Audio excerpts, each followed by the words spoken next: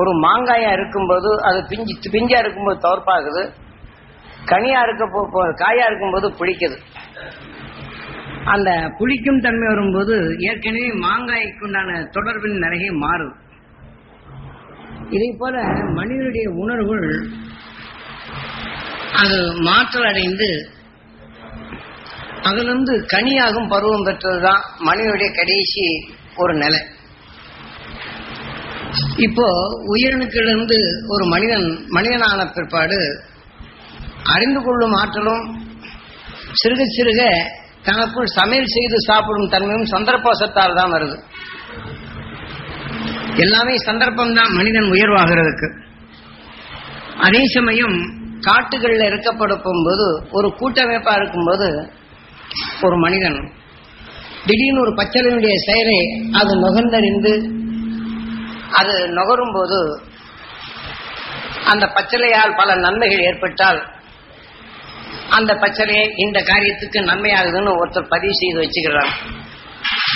அப்போ அந்த பகுதியின் மக்களுக்கு அது தெரிய வந்துடுது. அது மற்றவங்களுக்கு அது காட்டி அதே பழக்கம் வந்துடுது. இந்த பச்சளையை தொட்டால் அது மனிதனுக்கு ஆபத்து வருகின்றது என்று தெரிகின்றது.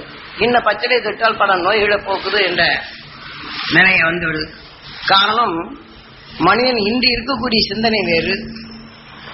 ஆரம்ப நிலைகள்ல மற்ற உயிரினங்கள்ல இருந்து மனிதனாகும் போது மற்ற தாவர இனங்களை அவங்க நுகர்ந்து பார்த்து, எப்படி ஒவ்வொரு இன்னைக்கு கீரிப்பிள்ளை எடுத்துக்கொண்டால் தனக்கு ஏதாவது விஷமாக தாக்கப்பட்டால் உடனே தன் நுகரும் சக்தியால் நுகர்ந்து பச்சளையை தேடி சென்று அது மேல படுத்து பிறண்ட உடனே விஷம் நீங்கி விடுது.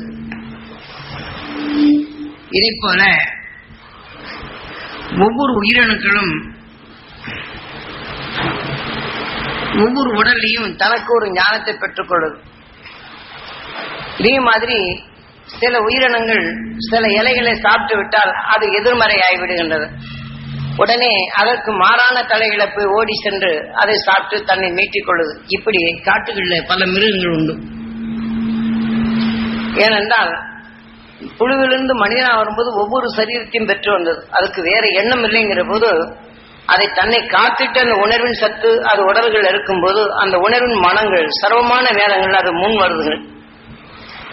அப்போ அதனுடைய வெளிப்படும் போது அதுல இருந்து தன் ஞானம் வந்து அது தன்னை காத்துக்கொள்ளுது. அதுக்கு யாரும் சொல்லித் தர்றதில்லை. ஆனால் இவை எல்லாத்தையும் மனிதன் முழுமையான பிற்பாடு மனிதன் ஆன பிற்பாடு இவை ஒவ்வொன்றையும் நுகர்ந்தறிகின்றான். காட்டு மனிதனா இருக்க போகும்போது ஒவ்வொன்றும் நுகர்ந்தறிந்து அந்த உணர்வின் தன்மை அந்த கூட்டமைப்புக்கே தெரிகின்றது. இப்ப நாம் எப்படி இங்கிலீஷ் வைத்தியம் எங்கோ செய்கின்றார்கள், அது பரவலாக பரவி வந்து மற்றவர்களுக்கு நல்லது செய்கின்றது. ஒருவர் கண்டுபிடித்ததுதான் மற்றவர்களுக்கும் கிடைக்கின்றது. இதே மாதிரி ஆரம்ப காலங்களில் மனிதன் தனக்குள் ஒன்றை கண்டுபிடித்து விட்டால் அந்த கூட்டமைப்புக்கே தெரிகின்றது. இப்படி ஒருவருக்கொருவர் ஒற்றுமையான நிலைகள் வாழ்ந்து வந்தாலும் அன்று மிருகங்களிலிருந்து தப்பித்துக் கொள்வதற்காக பல பச்சளைகளை தன் உடலில் பூசிக்கொள்வது. அப்போ கொசுவிலிருந்து மற்ற விஷ ஜந்துகள் இவரை அணுகாதபடி பாதுகாத்துக் கொள்ளும் நிலை. இப்ப ஊர்வலே மற்ற நிலைகள் எல்லாம் இருக்கின்றது. இப்ப நம்ம வீட்டுல படுத்துருக்கோம்னு திடீர்னு தேடு வந்துடுது, ஏதா பூச்சிகள் வந்துடுது. அப்போ அதிலிருந்து காத்துக்கொள்வதற்காக இந்த காட்டுப்பகுதிகள் அன்று இருக்க போகும்போது அந்த மனிதன் பல பச்சளைகளை தனக்குள் தடவி கொள்வது. அப்போ மற்ற விஷஜந்துகள் இவரை அணுகாதபடி அந்த வாசனைப்பட்டன விலை செல்லும் தன்னை காத்துக்கொள்ளும் நிலை வருகின்றது. இதே போல கடும் நோய்கள் வந்தால் அதை அவர் நுகர்ந்தறிந்து அந்த விஷத்தை மாற்றிக் கொள்கின்றனர் நோய் வரும்போது. இப்படித்தான் கடந்த கால மனிதர்கள் அவர்கள் இருந்து வந்தாலும் அதற்கு முன் விண்வெளி சென்றவர்கள் யாரும் இல்லை. இப்ப சூரியனாவதற்கு சந்தர்ப்பம் தான் சூரியனா மாறி வருது. அதே சமயத்தில் சூரியனிலிருந்து வெளிப்படும் உணர்வுகள் அனைத்தும் கோளாக சிலர்கள் கோலா மாறுது. அது வளர்ச்சியின் தன்மை அடையப்படுத்தும் போது அதாவது எடுத்துக்கொண்டு தகுந்த மாதிரி நட்சத்திரங்களாக மாறுது. நட்சத்திரங்களும் ஒவ்வொரு குணங்கள் இல்லாத நிலையில் தான் வளர்கின்றது. இதுவெல்லாம் சந்தர்ப்பம் தான். இப்ப அதே மாதிரி நம் பூமியில் இருக்கக்கூடிய தாவர இனங்கள் எடுத்துக்கொண்டால் ஆரம்பித்தல் காளான் தோன்றியது. அதே போல காளான் தோன்றிய பின் மற்ற உணர்வறைகள் ஒன்றா சேர்க்கும் போது இந்த காளானின் கருவு கொஞ்சோண்டு சேர்த்தால் அது தாவர இன சத்தாக அதை மாற்றி விடுகின்றது. நாம எப்படி ஒவ்வொரு பொருளுக்கும் குழம்பு வைக்கும் போது ஒவ்வொரு விதமான பொருளை போடும்போது ஒவ்வொரு தனி விஷயம் இருக்கின்றது. இதே போலதான் இந்த அணுக்களின் செயல்கள் ஒன்றுடன் ஒன்று கலக்கப்படும் போது அதற்கெல்லாம் குருவா அமைந்தது சரியாக உருவாக்கக்கூடிய திறன். ஆக காத்திலிருந்து மண்ணிலிருந்து வரக்கூடிய மற்ற உணர்வுகளிலிருந்து வெளிப்படக்கூடிய அந்த ஆவியை தாவர இன சத்தா மாற்றக்கூடிய திறன் இந்த காளானுக்கு உண்டு. அப்ப அது இணைக்கப்பட போகும்போது எத்தனை வகையான அந்த மற்ற மண்ணோ மற்ற பாறைகளிலிருந்து வரக்கூடிய ஆவியின் தன்மை சூரியன் காந்த சக்தி கவர்ந்து அது தனி அணுக்களால் சுத்தினாலும் ஒன்றுடன் ஒன்று இணைக்கப்படும் போது காளானின் சத்து இதுடன் இணைக்கப்படும் போது அது ஒரு வகையான சரியா மாறுகின்றது. மாறிய பின் அதுவே வித்தாகி தன் இனத்தை அது விருத்தி செய்கின்றது. இதே போலதான் இந்த பூமிக்குள் தாவர இனங்கள் மாறுவது போல ஓர் உயிரணு ஒரு உணர்வின் சத்தை தனக்குள் எடுக்கப்படும் போது அந்த உணர்வு ஒவ்வொன்றாக சேர்த்து அந்த உணர்வுக்கு தக்கவாறு ஞானங்கள் வளர்ந்து அந்த ஞானத்துக்கு தக்கவாறு அந்த உணர்வுக்கு தக்கவாறு உடல்கள் மாறி வருது. இந்த பூமிக்குள் மாற்றம் ஏற்படுவது போலதான் நம்ம உடல்லையும் அந்த உயிரணுக்களுடைய நிலைகள் மாறி மாறி மாறி அப்ப நாம் மனிதனா வர்றோம். எல்லாமே சந்தர்ப்பம்தான். ஆகவே இதை போல மனிதனுக்குள் சிறுக சிறுக ஞானங்கள் பெற்றாலும் ஒரு கூட்டமைப்புக்குள் இருந்து அகஸ்தியருடைய தாய் தந்தையர்கள் தனித்து அவர்கள் விலகி ஏதோ ஆகாரத்தின் விஷயமாக செல்லும் நிலையில் சந்தர்ப்பவசத்தால் பெரும் மழையோ பெரும் காற்றோ இவர்கள் பிரிக்கப்படுது. திடீரென்று வெள்ளம் வந்துருச்சுன்னா என்ன செய்ய முடியும்? அப்ப தன் கூட்டமைப்போட கலக்கும் நாள்கள் விரிவடைகின்றது. இதன் வழிகளிலேயே தனித்தவர்கள் சுழலும் போது சந்தர்ப்பவசத்தால் அகஸ்தியருடைய தாய் தந்தையர்கள் நோய்வாய்ப்பட்டு ஒருவருக்கு பின் ஒருவர் இறந்து விடுகின்றனர். இறப்பதற்கு முன் தன் ஒரே குழந்தை என்று இருக்கும்போது இளமை பருவத்தில் இருக்கும்போது அவனை காத்திட வேண்டும் என்ற எண்ணங்கள் ஓங்கி வளர்கின்றது. இவர்களும் காட்டுக்குள் தவித்து அது தத்தளித்துக் கொண்டிருக்கப்படும் போது அதற்குள் இவருடைய மரணங்கள் பல நோயால் தாக்கப்பட்டு இவர்கள் மரணம் அடைகின்றனர்.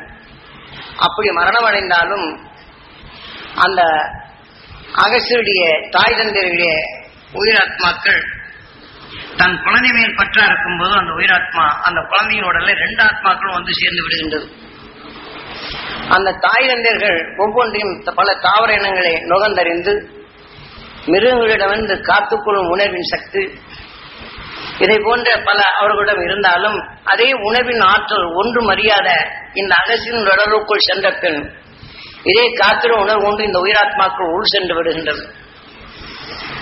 அப்ப உள் சென்றாலும் திடீர்னு காட்டுக்குள் மிருகங்கள் வரும்போது அந்த மிருகங்களிடமிருந்து காத்துக்கொள்ளும் நிலை இவனுக்கு தெரியாது. இருந்தாலும் அந்த அன்னை தந்தைகளுடைய உணர்வுகள் இதற்குள் அந்த உயிராத்மாக்கள் சென்றதனால் அந்த உணர்வு எண்ணும் போது அந்த எண்ணங்கள் வந்து அந்த உடலிருந்தே மற்ற பச்சளைகளை தனக்குள் பறித்து தன் உடம்பை தேய்த்துக் கொள்ளும் நிலை வருகின்றது. இருந்தாலும் தனித்து இருக்கும் போது பயத்தின் நிலைகள் மிருகத்திலிருந்து காத்துக்கொள்ளும் பயமும் அன்னை தந்தை இறந்த பின் அன்னை தந்தையுடைய நினைவும் அதற்குள் ஓங்கி வளர்த்து திக்கற்ற நிலைகள் ஏங்கி இருளிலே தவித்துக் கொண்டிருக்கும் நிலைகள் பகல்லே கதிரவனின் கால் அலைகள் அது வெளிப்படும் போது ஏற்கனவே அன்னை தந்தையுடன் இருக்கப்படும் போது அந்த கதிரவனின் காலை ஒளி அலைகள் பாய்ச்சப்படும் போது இருளிலிருந்து மிருகத்திலிருந்து காத்திடும் நிலையும் தனக்கு வழிகாட்டியாக வெளிச்சம் தெரிவதை வழிகாட்டியாக பூஜித்து வந்தவர்கள். அதன்படியே இந்த கடவுள் இன்று உதித்து நம்மளுக்கு வழிகாட்ட வந்துவிட்டான் என்ற இந்த இயக்கத்தில் சூரியனை பார்த்து அது ஏங்கி தவிக்கப்படும் போது இவருடைய அன்னை தந்தைகள் எந்தெந்த தாவர இனங்களை நுகர்ந்தறிந்தார்களோ அந்த உணவின் ஆற்றல் மிக்க சக்தி அறிந்திடும் அறிவின் ஞானம் அவருக்குள் உண்டு. அந்த உயிராத்மா இந்த குழந்தையின் உணர்வுக்குள் படும்போது விண்ணை நோக்கி ஏறுகின்றனர். ஏகிய அந்த அகஸ்தியனுடைய உணர்வுக்குள் ஒன்றும் அறியாத அந்த பாலகன் நிலையில் கலக்கமற்றது. இப்போ தன்னை வாழ்ந்திட வேண்டும் என்று கலக்க உணர்வு கொண்ட பெரிய மனிதரை காட்டிலும் இந்த இளமை பருவத்தில் இருக்கப்படும்போது ஏக்க உணர்ச்சிகள் கலக்கமற்ற நிலைகள் இருந்தாலும் அன்னை தந்தையுடைய உணர்வின் ஆற்றல் மிக்க இந்த சக்தி 2 ஆத்மாக்களும் இவர் உடலே உண்டு.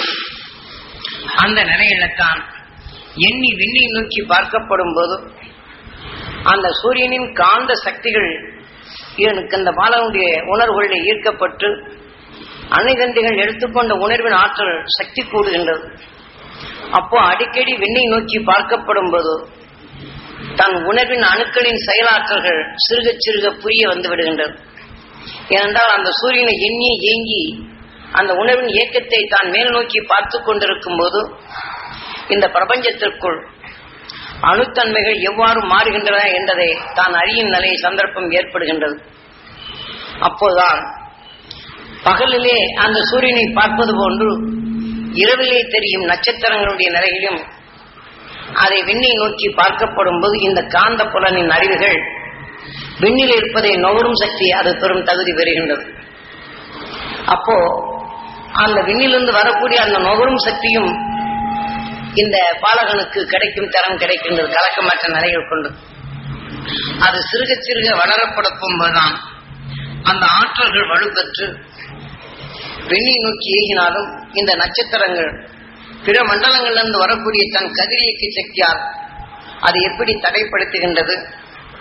தன் கதிரியக்க சக்தி அந்த விஷத்தன்மைக்குள் பாய்ந்த பின் அந்த உணர்வலைகள் எப்படி பிரபஞ்சத்துக்குள் சுழண்டு கோள்கள் தனக்குள் சுழற்சிக்குள் அது கவர்ந்து அந்த கோள்கள் வெளிப்படுத்தும் அந்த சக்தியை சூரியன் தனது ஈர்ப்புக்குள் சேர்த்து அது ஒரு சக்தி வாய்ந்த வெப்ப காந்தங்களாக உருவாக்கி தானும் அது உணவாக எடுத்துக்கொண்டு தனக்குள் தனக்குள் எடுத்துக்கொண்ட இந்த உணர்வின் அலைகளை அது வெளிப்படுத்துவதை இவன் நுகர முடிந்தது.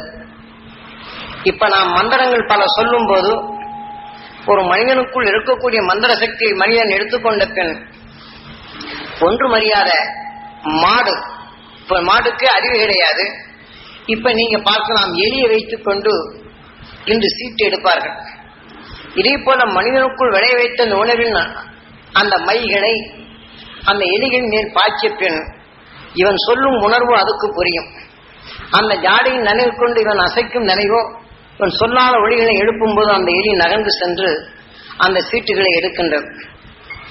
இதை போன்று ஒரு மனிதனுக்குள் விளைய வைத்த நிலையை அது மந்திர சக்தியால் செயல்படுத்தும் போது எப்படி ஒரு மனிதன் மற்றதை அறிந்து கொள்ள முடிகின்றது. மந்திரம் என்பதே ஒரு மனிதனுக்குள் எண்ணத்தை திரும்ப திரும்ப திரும்ப திரும்ப எண்ணத்தால் அது சொல்லப்பட்டு அந்த ஒவ்வொரு எண்ணத்தையும் தனக்குள் தனித்தன்மையாக அதை வளர்த்துக் கொள்ளும் நிலை அது. அப்படி வளர்த்துக் கொள்ளும் போது இன்னொரு மனித உடலிருந்து பெறக்கூடிய தகுதி பெற்றது. இதை போன்றுதான் அந்த சந்தர்ப்பம் இந்த அகஸ்தியனால் அது விண்வெளியின் ஆற்றலை அது திரும்ப திரும்ப அந்த உணர்வின் எண்ணங்கள் தனக்குள் சேர சேர ஒவ்வொரு புதுமையும் தனக்குள் கண்டறியும் நிலைகள். ஆனால் அன்று எழுத்தறிவு கிடையாது. அதன் வழிகொண்டு விண்ணை நோக்கி பார்த்த அந்த நிலையில் சூரியனின் காந்த புலன் அறிவுகள் என்ன செய்கின்றது என்பதை அது தனக்குள் அது நுகர்ந்தறியும் போது அதனால் அந்த காந்த புலன்கள் மற்ற கோள்களின் சக்திகளை திறன்களாக மாற்றி நம்ம பூமிக்குள் அது வரும்போது நமது பூமியின் வடதுருவம் அது எப்படி அதை நுகர்ந்து நம்ம பூமிக்குள் இந்த சத்தாக பூமி விளைகின்றது என்பதை அது கண்டறிகின்றான். இதுவும் சந்தர்ப்பம்தான். அந்த சந்தர்ப்பத்தில் கண்டறிந்த உணர்வுதான் ஒவ்வொரு அணுவின் தன்மையை எப்படி இயங்குகின்ற அறிந்துணர்ந்த அந்த அகஸ்தியன் தனக்குள் அந்த உணர்வின் சக்தியை தனக்குள் பெற்று தன் சந்தர்ப்ப வசத்தால் இந்த உணர்வுகள் அனைத்தையும் ஒளியாக மாற்றி துருவத்தை அது இயக்க சக்தியை கண்டறிந்ததால் துருவ ரிஷி என்று பெயர் வைக்கின்றார்.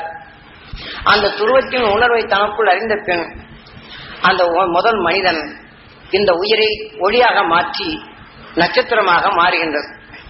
அதான் மனிதனாகி நட்சத்திரமானது துருவ நட்சத்திரம். அதன் நின்று வெளிப்பட்ட ஒவ்வொரு உணர்வுகளை மனிதன் தனக்குள் சுவாசித்து இந்த மனித வாழ்க்கையில் வந்த இருளை நீக்கி இந்த உணர்வை அனைத்தும் ஒளியாக மாற்றி சென்றவர்கள் சப்தரிஷிகள். சப்தரிஷி மண்டலம் என்பது இன்று நாம் பார்க்கிறது சிறிதளவே தெரியும். இப்ப நாம் தியானத்தால ஒரு உயிராத்மா சென்றாலும் இப்ப நாம் இங்கே தியானத்திலிருந்து பார்க்கப்படும் உயிராத்மா பரிணாமத்தை பார்க்க முடிகின்றது. ஆனால் அவ்வளவு நுண்ணிய அலைகள் கொண்ட இந்த உயிராத்மா சப்தரிஷி மண்டலத்துடன் இணையப்படும் போது சிறிதளவே இருக்கு. பின் சப்தரிஷி மண்டலத்திலிருந்து வரக்கூடிய ஒளிக்காந்த சக்தியை தனக்குள் அதை இணைத்து அது வளரும் போது இன்னொரு உடல் பெறுவதை அதை தவிர்த்து அந்த ஒளியின் தன்மை அடைகின்றது. நாம் பரிணாம வளர்ச்சி ஒரு பாக்கின் தன்மை அடைய வேண்டும் என்றால் பல லட்சம் ஆண்டுகள் ஆக வேண்டும். இதை போல அது வளர்ச்சி நிலைகள் பெற்று இதை போல வருகின்றது. அதனாலதான் இது அம்மி மிதித்து அருந்தெரியப்பார் என்று சொல்லும் போது கணவனும் மனைவியும் அவர்கள் எப்படி இருவரும் ஒன்றாக சேர்த்து இந்த உணர்வின் சக்தி தன் ஈர்ப்பு வட்டத்துக்குள் அந்த உயிராத்மா நட்சத்திரங்களாக இன்றும் நிலையாக இருக்கின்றது. இதை போல கடந்த காலத்தில் கணவன் மனைவியும் அறியாத நிலைகள் ஒன்று சேர்த்திருந்து இதை போல நிலைகள் வென் சென்ற ஆத்மாக்கள் பல இருப்பதைத்தான் அதை போல இந்த அருந்ததியும் வசிஷ்டரும் என்று பெயரை வைத்து கணவன் மனைவியும் இன்று பூமியில் வசிஷ்டரும் அருந்ததியும் எப்படி ஒரு மனதாக இருந்தார்களோ அதை போல கடந்த காலங்களில் இந்த நட்சத்திரங்கள் ஒன்றாக மனிதனாக இருக்கப்படும் போது இந்த உணர்வின் தன்மையை நட்சத்திரமாக மாற்றி சென்றதைதான் பின்வந்தவர்கள் இதனுடைய ஒற்றுமை உணர்வுடைய நிலைகள் அதற்கு பெயரை வைத்து அழைக்கின்றார்கள். இதை போல இந்த துருவ நட்சத்திரத்திலிருந்து பின் சென்றவர்கள் அதுவும் சந்தர்ப்பத்தால்தான். இன்று எடுத்துக்கொண்டால் ஒவ்வொருத்தரும் தனக்குள் பல வித்தைகளை கற்றுணர்ந்த அரசர்கள் பல நிலைகள் கொண்டிருந்தாலும் சந்தர்ப்பவசத்தால் தான். இன்றைக்கு ராமலிங்க அடிகளை எடுத்துக்கொண்டாலும் அவர் கற்றுணர்ந்து வரவில்லை. அருணகிரிநாதரை எடுத்துக்கொண்டாலும் பல மந்திர சந்திரங்களை அவர் கற்று வரவில்லை. ராமகிருஷ்ண பரமஹம்சரை எடுத்துக்கொண்டாலும் அவர் கற்று வரவில்லை. வியாசகரை எடுத்துக்கொண்டாலும் பாடநிலையை கற்று உணர்ந்தவர் அல்ல. அதே மாதிரி வால்மீகியை எடுத்துக்கொண்டாலும் பாடநிலையை கற்றுணர்ந்தவர் அல்ல. இதை போல மற்ற முனிவருடைய நிலைகளை எடுத்துக்கொண்டால் கொங்கணவர் எடுத்துக்கொண்டாலும் பாடநிலை கற்று உணர்ந்தவர் அல்ல. இதை போல நாம் போகரை எடுத்துக்கொண்டாலும் பாடநிலை கற்றுக்கொண்டவர் அல்ல. ஆக ஒரு சமயம் தன் தாய் தந்தையை போகருடைய தாய் தந்தையை நாகன் தீண்டி விடுகின்றது. ஆனால் தாய் தந்தைகள் இறந்து விடுகின்றது. ஆனால் அந்த தாய் தந்தை மேல் பாசமா இருக்கும் போது தாய் தந்தையினுடைய உயிராத்மாக்கள் இவர் உடலை சேர்ந்து விடுகின்றது. அப்ப அந்த இயக்கத்தின் நிலைகள் கொண்டு அந்த தாய் தந்தைகளை விஷயத்திலிருந்து மீட்டுக் கொள்வதற்காக போகன் பல உணர்வின் தன்மை தனக்குள் அதை எடுத்து நுகர்ந்து அந்த தாய் தந்தை மேல் அந்த இருக்கும் பாசத்தின் பற்றுதல் கொண்டுதான் அந்த உணர்வின் ஈர்ப்புகளை தனக்குள் செலுத்தப்படும் போது இந்த நாகத்தின் விஷத்தன்மைகள் தாயை கொண்டு விட்டதே என்று எண்ணும் போது அதன் பால் அந்த தாய் தந்தை காத்திடும் எண்ணத்தின் நிலைகள் கொண்டு பலவாறு பல நிலைகளுக்கு திரிந்து தன் உணர்வின் சக்தியை எடுத்து அந்த காத்திடும் உணர்வலையால் நுகர்ந்த சக்திதான் போகனுக்கும் இந்த தாவர எண்ண சத்தின் உண்மை நிலையை உணர முடிகின்றது. குழந்தை பருவத்தில் அவரும் தெரிந்து வரவில்லை குருவாக. அதுதான் காளிங்கராயன் என்பது இது நாகத்தின் தன்மை. அந்த விஷத்தன்மையான நிலைகள் தான் காளிங்கராயன் என்று பாம்புக்கு பேர் உண்டு. அது மிகப்பெரிய பாம்பு. அதனால்தான் காளிங்கராயர் குருவாக வந்தது என்று சொல்வது. ஆக இந்த விஷத்தின் தன்மை தாக்கப்படும் போதுதான் அதன்று தன் அன்னை தந்தையை காத்திடும் நிலை பெற வேண்டும் என்று அது ஏங்கி தவித்த இந்த உணர்வுகள் அவர் ஈர்ப்புக்குள் வளப்பட்டு அதன் நிலைகளே தான் பல தாவர இனங்களை இந்த விஷத்திலிருந்து முறித்துக் கொள்ள பலரும் பல முறைகள் கொண்டு அவரை காத்திட அது வரும்போது அதே உணர்வின் சத்தை இவர் நுகர்ந்தறிந்து அதன் பின் அவர் சிறுக சிறுக அவர் எடுத்துக்கொண்ட அந்த உணர்வின் சத்துதான் அவர் ஞானத்தை தன் உடலை காத்திடும் நிலையும் நல்ல குணங்களை காத்திடும் தன்மையும் அவர் பெறுகின்றார். காரணம் இதற்கு முன் சென்ற துருவ நட்சத்திரமும் அதற்கு பின் சென்றவர்களுடைய உணர்வலைகள் இவர் ஈர்ப்புக்குள் சிக்கப்படும் போது அறிவின் ஞானம் வருகின்றது. அதனால்தான் போகன் என்று அவன் எதையும் கண்டறியும் தன்மை மோகம் கொண்டவன்.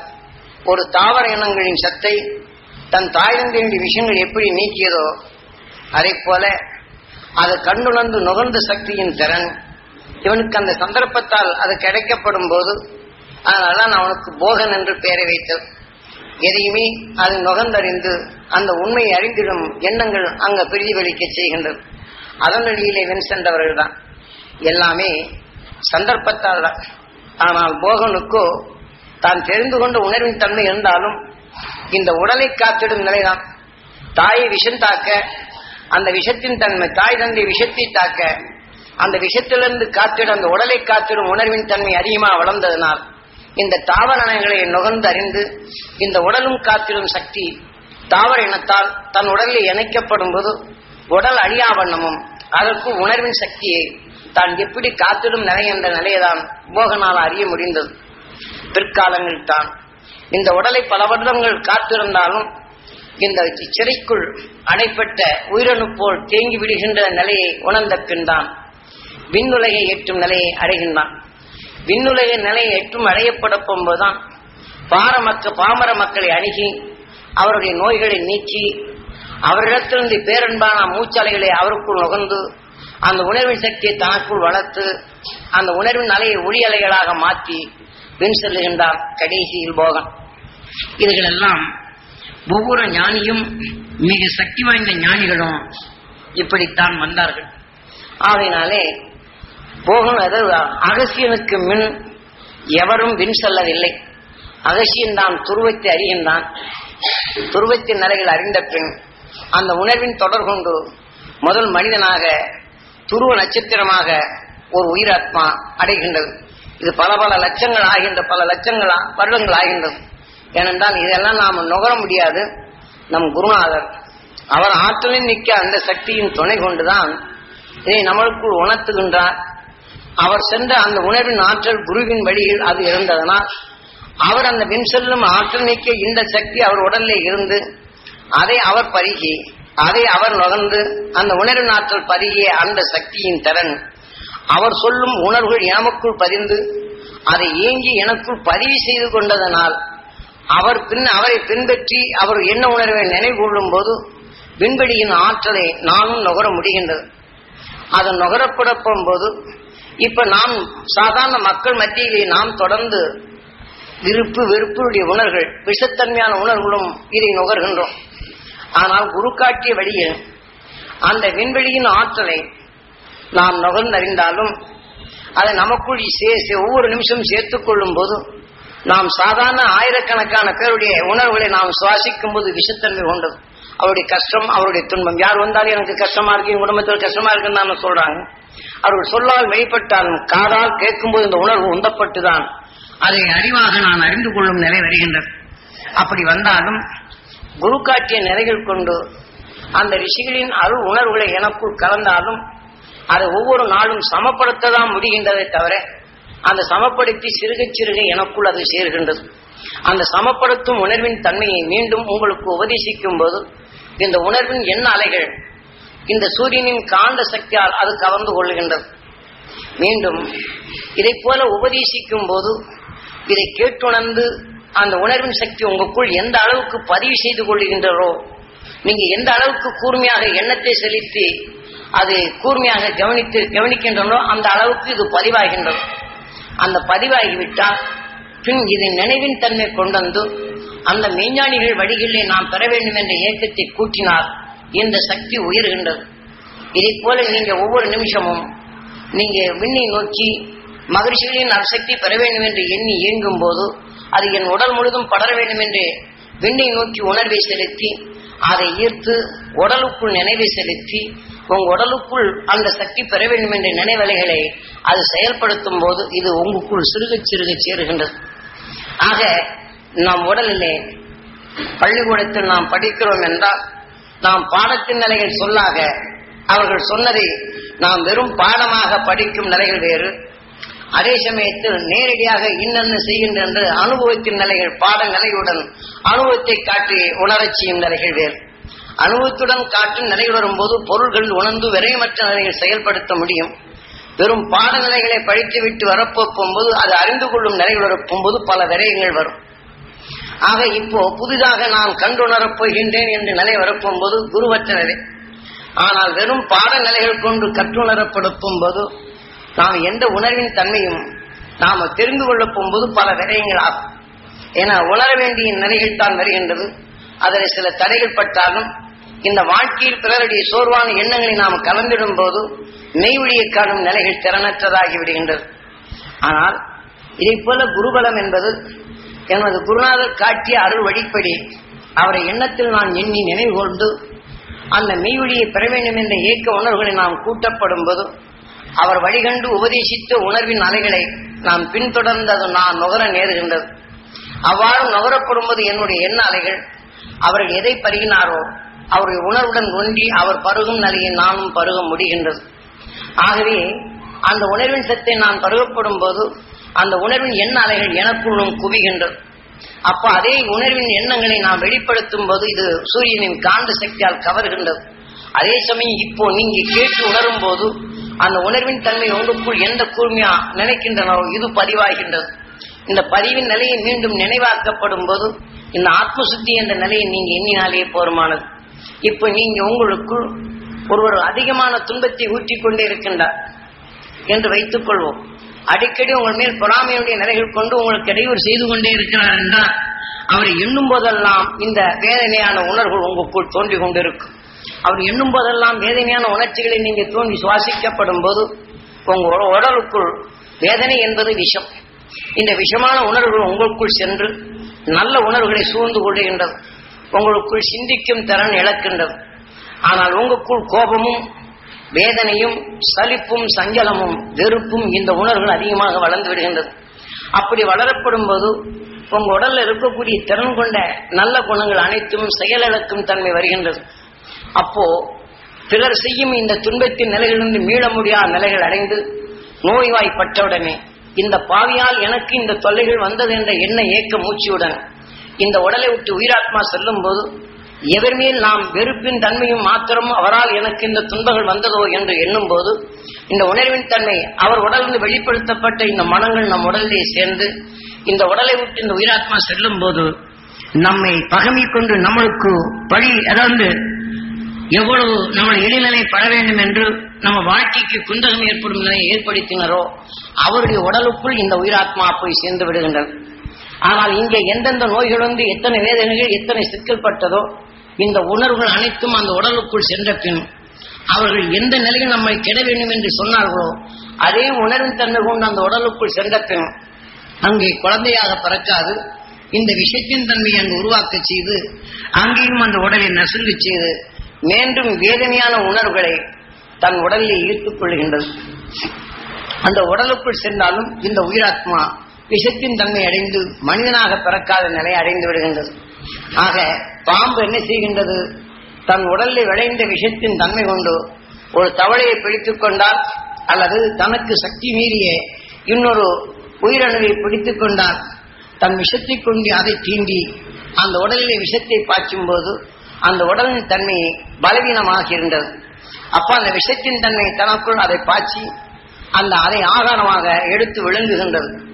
அப்ப அந்த விஷத்தின் தன்மை தனக்குள் பட்ட பின் இந்த பாம்பின் உடலுக்குள் செல்லும் போது துரித நிலைகள் கொண்டு அந்த விஷம் இந்த தசையை கரைத்து இதுக்கு உணவாக மாற்றி விடுகின்றது. அப்ப அந்த விஷத்தின் தன்மை இந்த உடலிலே பெறுகின்றது. அப்போ தன் விஷத்தை தனக்குள் உற்பத்தியாவதை மற்றொரு உடலுக்குள் பாய்ச்சி அந்த விஷத்தையே உணவாக உட்கொள்ளும் அந்த நிலை வருகின்றது. இப்ப நாம் மனிதன் அடிக்கடி நாம் வேதனை என்ற போது விஷம் அந்த விஷத்தின் தன்மை நம் உடலுக்குள் ஆகாரத்துடன் கலந்து அந்த விஷத்தின் தன்மை சேர்க்கப்படும் போது இது ஒவ்வொரு உணர்வுகளிலும் சேர்த்து விடுகின்றது. இதை போல நம் உயிராத்மாக்கள் அனைத்தும் இந்த விஷத்தின் தன்மை அடைந்து விட்டால் இந்த உடலை விட்டு இன்னொரு உடலுக்குள் நாம் சென்றாலும் அந்த உடலின் வீழ்ச்சி இந்த விஷத்தின் தன்மை இந்த உயிராத்மாக்கள் அதிகமாக கூட்டி இந்த உயிராத்மா வெளியில வந்த பின் பாம்பின் உடலிலே விஷத்தின் தன்மை இருக்கின்றது. ஆனால் மனிதனுடைய உடல்ல இருக்கும்போது இந்த விஷத்தின் தன்மை அதிகமாக சேர்ந்து விட்டால் சிந்தனைகள் அனைத்தும் இழக்கும் நிலை வந்து விடுகின்றது.